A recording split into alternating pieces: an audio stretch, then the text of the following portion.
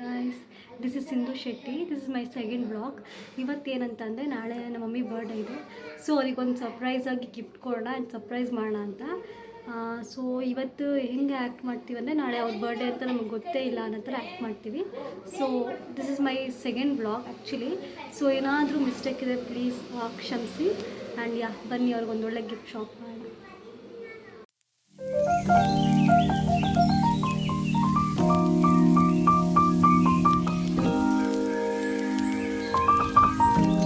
So ಇಲ್ಲಿ ನಾನು ಹೋಗ್ತಿರೋದು Indo Asian ಅಂತ. ನಮ್ಮ ಮನೆ ಹತ್ರ ಒಂದು ನರ್ಸರಿ ಇತ್ತು.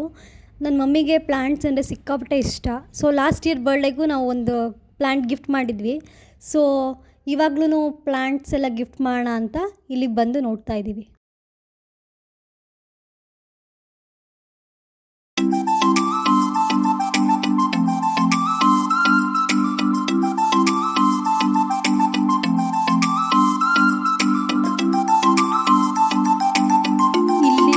ಎಲ್ಲ ಪರ್ಚೇಸ್ ಮಾಡಾದಮೇಲೆ ನಾವು ಡೈರೆಕ್ಟ್ ಮನೆಗೆ ಹೋದ್ವಿ.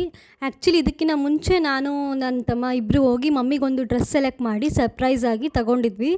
ಬಟ್ ಅದನ್ನು ನಾನು ಶೂಟ್ ಮಾಡ್ಕೊಳ್ಳೋಕ್ಕಾಗಿಲ್ಲ. ಪ್ಲ್ಯಾಂಟ್ ಪರ್ಚೇಸ್ ಮಾಡ್ಕೊಂಡು ಮನೆಗೆ ಬಂದಮೇಲೆ ಪ್ಲ್ಯಾಂಟ್ಸ್ನ ನಮ್ಮ ಮನೆಯಲ್ಲಿ ಹಿಂದೆಗಡೆ ಗಾರ್ಡನ್ ಇದೆ. ಸೊ ಅಲ್ಲಿ ಇಟ್ಟಿದ್ವಿ, ಮಮ್ಮಿಗೆ ಗೊತ್ತಾಗಬಾರ್ದು, ಸರ್ಪ್ರೈಸಿಂಗ್ ಆಗಿರಲಿ ಅಂತ. ಸೊ ಅಷ್ಟರಲ್ಲಿ ಮಮ್ಮಿ ಹೊರಗೆ ಹೋಗಿದ್ರು, ಆಲ್ರೆಡಿ ಮನೆಗೆ ಬಂದಿದ್ದರು. ಇದು ನಮ್ಮ ಗಾರ್ಡನ್.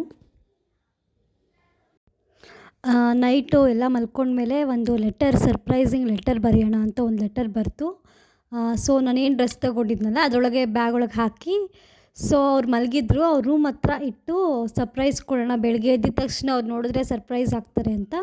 ಸೊ ಅವ್ರ ರೂಮ್ ಹತ್ರ ಇಟ್ಟಿದ್ದು. ಆ್ಯಂಡ್ ನೆಕ್ಸ್ಟ್ ಡೇ ಬರ್ಡೇ ದಿನ ನನ್ನ ಫ್ರೆಂಡ್ ಕೂಡ ಬಂದಿದ್ಲು. ನಾನು ಅವಳು ಸೇರಿಕೊಂಡು ಡೆಕೋರೇಷನ್ ಕೆಲಸ ಎಲ್ಲ ಮಾಡ್ಕೋತಿದ್ವಿ. ಸೊ ಆ್ಯಕ್ಚುಲಿ ನನ್ನ ಮಮ್ಮಿನೇ ಅಡುಗೆ ಮಾಡ್ತಿದ್ರು ಎಲ್ಲರಿಗೂ. ಬರ್ಡೇ ಅವ್ರದ್ದೇ ಆಗಿದ್ದರು, ಬಟ್ ಅವರೆಲ್ಲ ಕೆಳಗಡೆ ಅಡುಗೆ ಮಾಡ್ತಿದ್ರು. ಅವ್ರಿಗೇನು ಗೊತ್ತಿರಲಿಲ್ಲ, ಸರ್ಪ್ರೈಸಾಗೇ ಎಲ್ಲ ಡೆಕೋರೇಷನ್ ರೆಡಿ ಮಾಡ್ತಾಯಿದ್ವಿ.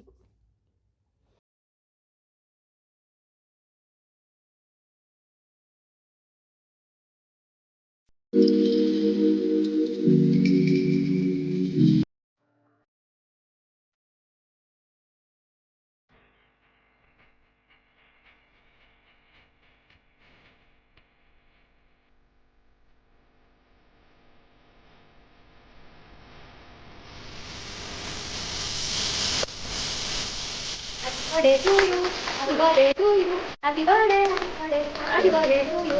May God bless you, may God bless you. And this was all about my mummy's birthday celebration.